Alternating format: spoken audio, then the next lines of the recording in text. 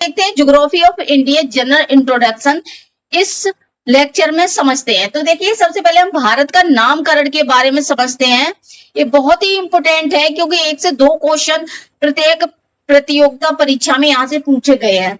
देखिए भारत का नामकरण, भारत का नाम पौराणिक राजा भरत के नाम पर पड़ा। पहला तथ्य ये है कि भारत का नाम कैसे पड़ा, जो भरत के राजा भरत के नाम पर पड़ा। दूसरा क्या है इसका तथ्य, फारसियों ने सिंध नदी को हिंदू कहा क्योंकि ये सा को हा उच्चारण करते थे, इस और यहाँ के रहने वाले क्षेत्रों के लोगों को हिंदू बोलते थे, इसीलिए इन्होंने क्या कहा, इस क्षेत्र का नाम रख दिया हिंदुस्तान। फिर यूनानियों और रोमानियों ने क्या कहा, इंडस नदी के आधार पर इंडिया नाम दिया क्योंकि ये इंडस नदी, यानी ये क्या कहते थे, सिंधु नदी को, इंडस नदी के आसपास क्षेत्र को इन्होंने क्या कहा, इंडिया नाम दिया। तो यूनानियों और रोमानियों ने इंडिया नाम दिया और फारसियों ने क्या, हिंदुस्तान नाम दिया, और राजा भरत के नाम पर भारत नाम पड़ा। तो ये तो हम, और आर्यव्रत भी हमारे भारत को बोलते हैं। तो ये तो रहे हमारे सामान्य परिचय भारत के 4 नाम। आगे हम देखते हैं आकार और विस्तार। देखिए आकार और विस्तार क्या है, भारत विश्व का 7वां सबसे बड़ा देश है। कौन सा, 7वें नंबर का सबसे बड़ा देश है। भारत का कुल भौगोलिक क्षेत्र क्या है, 32,87,263 वर्ग किलोमीटर क्या है, क्षेत्रफल है भारत का। और ये इस तरीके से लिख सकते हैं, 32.8 वर्ग किलोमीटर भी कहीं कहीं लिखा आता है। भारत का क्षेत्रफल विश्व के कुल क्षेत्रफल का 2.4% है। अगर विश्व के क्षेत्रफल में अगर भारत का क्षेत्रफल है भारत का क्षेत्रफल कितना है विश्व में, तो 2.4% है। देखिए 7 बड़े राज्य क्षेत्रफल के आधार पर याद करने की एक ट्रिक है, क्या है, रुक चीन अब आ भारत, यानी भारत के बड़े 6 देश कौन कौन से, देखो, रा से है रूस, का से कनाडा, चीन से चीन, आ से अमेरिका, बा से ब्राजील, आ से ऑस्ट्रेलिया, भारत से भारत। तो ये रुक चीन अब भारत, रुक चीन अब आ भारत के नाम से ये हमारे क्षेत्रफल की दृष्टि से विश्व में 7 बड़े राज्य को हम आसानी से याद कर सकते हैं।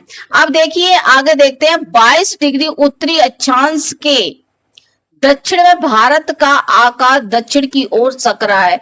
आपने देखा होगा भारत का आकार इस तरीके से है, तो यहाँ पे कैसा है, सकरा है, पतरा है। सो ये कह रहा है कि 22 डिग्री उत्तरी अक्षांश के दक्षिण में भारत का आकार दक्षिण की ओर कैसा है, पतला है। आई होप आपको यहाँ तक पसंद आई होगी। अगर वीडियो अच्छी लगे लाइक शेयर सब्सक्राइब जरूर करना। आगे देखते हैं, देखिए नामकरण पौराणिक दृष्टि से राजा भरत के नाम पर भारत नाम पड़ा। फारसियों ने क्या दिया, हिंदुस्तान दिया। यूनानी और रोम ने क्या, इंडस नदी बोला और इंडिया नाम दिया। ये रही हमारी इसकी अब तक की समरी। आगे देखते हैं, देखिए पर 7 बड़े राज्य, देखिए रूस, कनाडा, चीन, संयुक्त राज्य अमेरिका, ब्राजील, ऑस्ट्रेलिया, भारत। और देखिए विश्व में कितने क्षेत्रफल है, 2.5% है। भौगोलिक दृष्टि से क्षेत्रफल कितना है भारत का, तो 32,87,263 वर्ग किलोमीटर है, यानी 32.8 लाख वर्ग किलोमीटर है, यानी 22 डिग्री। ये देखिए 22 अक्षांश ये होता है और यहाँ पे ये सकरा है, यही कह रहा है। तो आई होप यहाँ तक समझ में आया होगा। आगे देखते हैं, यहाँ पे देखिए अक्षांशीय और देशांतीय विस्तार के बारे में समझते हैं। उत्तर से दक्षिण तक की लंबाई कितनी है, यहाँ से उत्तर से और हमारी दक्षिण तक की भारत की लंबाई कितनी है, तो 3,214 किलोमीटर। और पूर्व से, यानी पूर्व से पश्चिम तक कितनी है, तो 2,933 वर्ग किलोमीटर। अक्षांशीय विस्तार कितना है, तो 8 डिग्री 4 मिनट उत्तरी अक्षांश से 37 डिग्री 6 उत्तरी अक्षांश तक है। देशांतरीय विस्तार कितना है, तो 68 डिग्री 7 पूर्वी देशांतर से 97 डिग्री 25 पूर्वी देशांतर तक है। कर्क रेखा यानी 23.5 उत्तरी अक्षांश भारत के ठीक 8 राज्यों से गुजरती है। तो कर्क रेखा कितने, 8 राज्यों से गुजरती है। आगे विस्तार से हम पढ़ेंगे कर्क रेखा के बारे में। प्रमुख सीमाएं, उत्तरी बिंदु, देखिए हमारे भारत का सबसे अगर उत्तरी बिंदु पूछ ले तो कौन सा है, जम्मू कश्मीर में इंदिराकोल। सबसे उत्तरी पॉइंट कौन सा है, इंदिराकोल। और सबसे दक्षिणी कौन सा, इंदिरा पॉइंट, जिसे पिग्मेलियन पॉइंट भी कहा जाता है। ये पिग्मेलियन पॉइंट कहाँ स्थित है, तो निकोबार द्वीप समूह में 6 डिग्री 4 मिनट उत्तरी अक्षांश पर स्थित है। कितने डिग्री, 6 डिग्री 4 मिनट उत्तरी अक्षांश पर स्थित है। मुख्य भूमि का दक्षिणतम बिंदु क्या है, अगर पूछ ले कि मुख्य भूमि का दक्षिणतम बिंदु क्या है, तो कन्याकुमारी है। कन्याकुमारी कौन सा अक्षांश पे, तो 8 डिग्री 4 उत्तरी अक्षांश पर स्थित है। अब दक्षिणतम बिंदु पूछ ले, सबसे दक्षिण बिंदु क्या है, तो ग्वार माता भी लिखा आता है, कहीं मोती भी लिखा आता है, तो ये कच्छ में पड़ता है, कहाँ, गुजरात में। लोकेशन क्या है इसकी, 68 डिग्री 7 पूर्वी देशांतर। अब पूर्वी बिंदु देख ले, किबुतु, किबुतु कहाँ है, अरुणाचल प्रदेश में।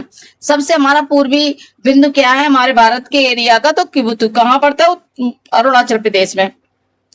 ये 97 डिग्री 25 पूर्वी देशांतर में है। अब देखिए मैप के द्वारा हम समझेंगे, देखिए उत्तरी है जम्मू कश्मीर इंदिरा कोल, ठीक है, पूर्वी ये हमारा यहाँ पे देखिए पूर्वी सबसे किबुथु है अरुणाचल प्रदेश में। लोकेशन क्या है इसकी, देशांतर कौन से पे है, 97 डिग्री 25 पूर्वी देशांतर पे। अब देखिए कर्क रेखा, ये देखिए भारत के मध्यों से गुजरती है, कितने पे, 23.5 डिग्री उत्तरी अक्षांश भारत के मध्य से गुजरती है। देखिए ये इसकी यहाँ से यहाँ तक ये रही क्या, लंबाई, तो लंबाई कितनी है हमारी, लंबाई है 3214, और देखिए चौड़ाई यहाँ से कितनी है, यानी 2933 किलोमीटर। देखिए चौड़ाई है 3214 किलोमीटर और लंबाई है 2933 किलोमीटर।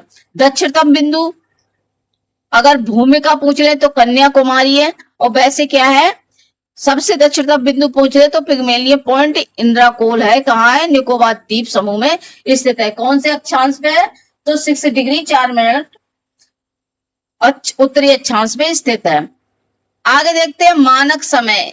भारत का मानक यामोत्तर 82.5 पूर्वी देशांतर है। भारत का मानक समय किससे निर्धारित होता है, 82.5 डिग्री पूर्वी देशांतर, जो इलाहाबाद के नैनी से गुजरती है। कहां से गुजरती है, इलाहाबाद के नैनी से गुजरती है। और मानक यामोत्तर का चयन देशांतरों के मध्य 4 मिनट के अंतर के कारण किया गया है। कितने मिनट का अंतर होता है, 4 मिनट का अंतर। भारतीय मानक समय ग्रीनविच मीन टाइम से 5 घंटे 30 मिनट आगे है। तो ये मतलब हमारी जो यामोत्तर है 82.5 डिग्री, ये GMT से कितने आगे, तो 5 घंटा 30 मिनट आगे है। आई होप आपको समझ में आया होगा। देखिए मैप पे देख लेते हैं, देशांतरों के मध्य अंतर कितना है, 4 मिनट का अंतर है, और 82.5 डिग्री है, 4 मिनट, टोटल कितने बनते हैं, 330 मिनट बनते हैं। भारतीय मानक समय कितना हो गया, तो 5 घंटा 30 मिनट हो गया। कितने, कहाँ है, हिमालय उत्तर में भारत को एशिया के शेष भाग से अलग करता है, और मध्य एशिया से भारत में प्रवेश को कठिन बनाता है। भारत हिंद महासागर के उत्तर में स्थित है, जो व्यापारिक सांस्कृतिक संबंधों में महत्वपूर्ण भूमिका निभाता है। देखिए हमारा इस तरीके